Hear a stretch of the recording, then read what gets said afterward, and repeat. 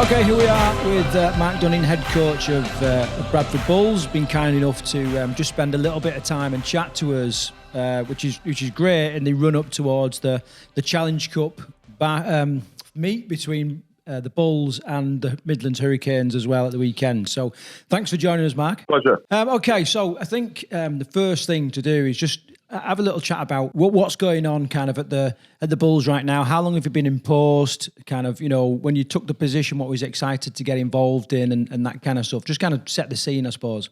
So I took the post mid-season last year. Obviously, John Keir left the club and I was John's assistant, and the club asked me to take it over as an interim on an interim basis for a period of time.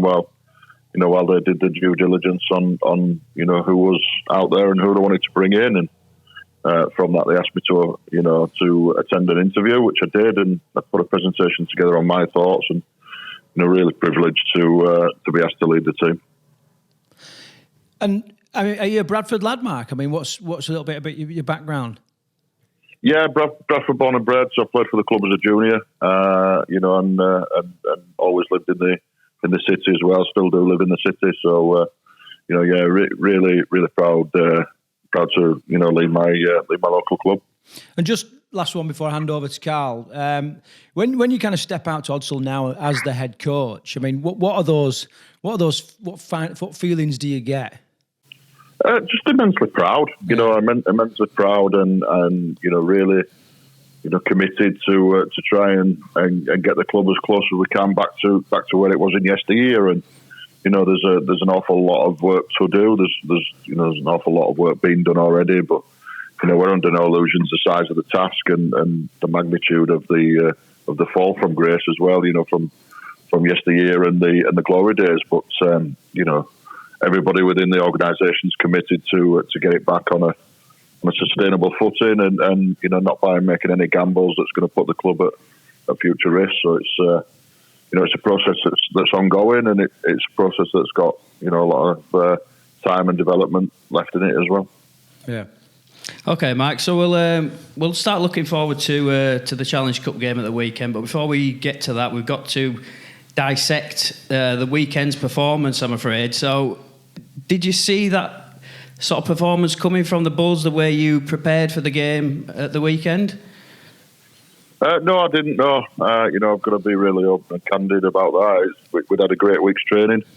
We'd spoken about what the derby meant for the people that that didn't understand it, that probably hadn't played in Bradford Keighley games before or experienced them, and there was a lot of emotion on show from Keighley. They'd lost a really valuable member of their volunteer network as well, who's been at the club a long time, and there was a lot of things stacked and that supported Keighley having a really good day. But we was aware of it. We've spoken about it in depth, and I told the players that they'd have to be right on the game to get anything from the game, and unfortunately we wasn't. Did you sense anything in the change rooms before the game? You can sometimes sense it, can't you, as a head coach? Sometimes if the players don't seem quite on it, but going out onto the field for the 80 minutes, did you feel like they were going to be on it? They seemed absolutely fine, in the change rooms. We didn't prepare in any other way than what we normally do. The start of the game cost us dearly, so we made errors in the first three sets we had, two of them on our own goal line, and compound that with the fact that we lost a centre to injury after 16 minutes and had to put a middle unit player out into the centre. That cost us dearly as well. That affected all our rotations, and then with the man sin binned as well, and that's all before we get to the 20-minute mark. So we did things tough, but there's no finger pointing at any individuals. Collectively, the tough situation we found ourselves in was our fault and our doing. And have the players been back in camp today, or has it been a day off? No, we're all part time, so we don't have any full time players. They've got their individual clips, which they've had today. Yeah.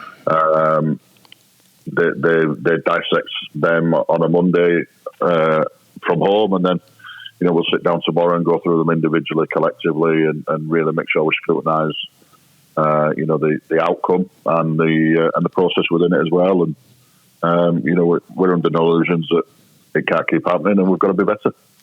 Yeah, you say it can't keep happening. Putting the game aside for the minute, how do you feel you've been going generally this season? It's been a bit of a mixed bag, hasn't it, really? Watching them, they're certainly a team that are capable, I think, of winning the league. I watched them against Featherstone, run Featherstone close. Took Toulouse to the cleaners. Sheffield, he had a great win there. And then there's just been a couple of games that have been uncharacteristically, not necessarily turned up at the races. So how do you feel the season's going so far, really? Yeah, I think if you break it down and look at it, we've played 8 games this season and we've won 5 of them. 3 of them very, very tough games. And you mentioned there the Toulouse, the Widnes and the Sheffield games. And we look like a team that we want to be. We look like a team that our fans can connect to and our supporters can relate to. But we have had York and yesterday, which were, we said York was a bad day at the office, but so was yesterday as well. So we do need to have a good look at that. We need to get rid of that. But I think the development and the progression of the squad and the team from last year is evident. But we, as I said to you earlier, we've still got a long way to go on our journey to be where we want to be. Mark, so just looking forward then to your clash with the Midland Hurricanes. I mean, how much do you know about the Midlands Hurricanes as a team, but also any of the sort of individuals down there?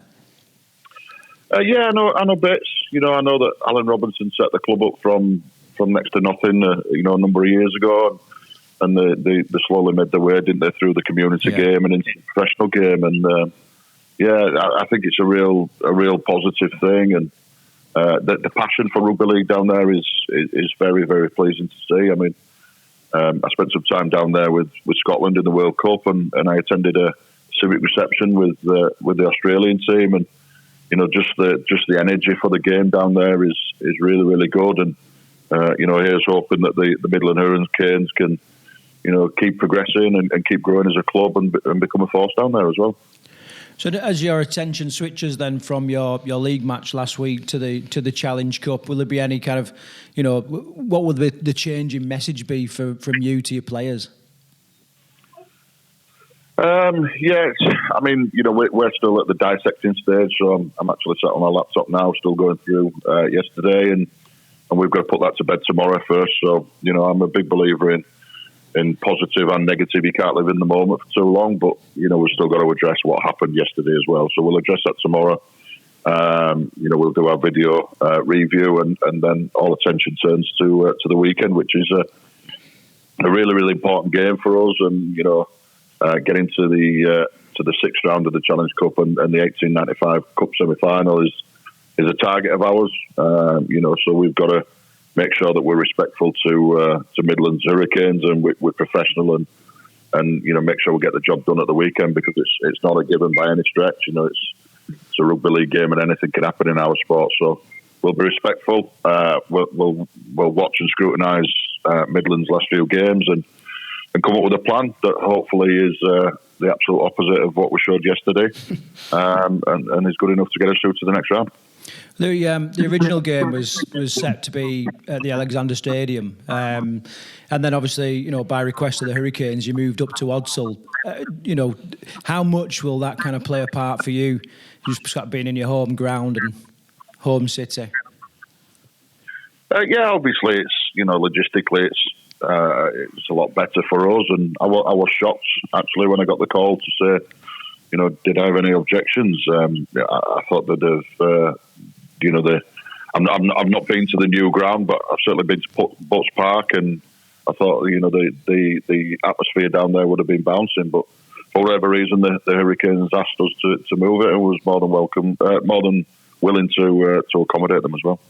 Yeah, I think the play at the Commonwealth Games Stadium in Birmingham, which it's absolutely huge, but I think for a couple of reasons they're actually playing on like the warm up pitch this year, which I think is the reason why it's been switched from sort of one ground to the other. Just touching on recruitment, I've sort of heard a few bits in the press that you're still recruiting.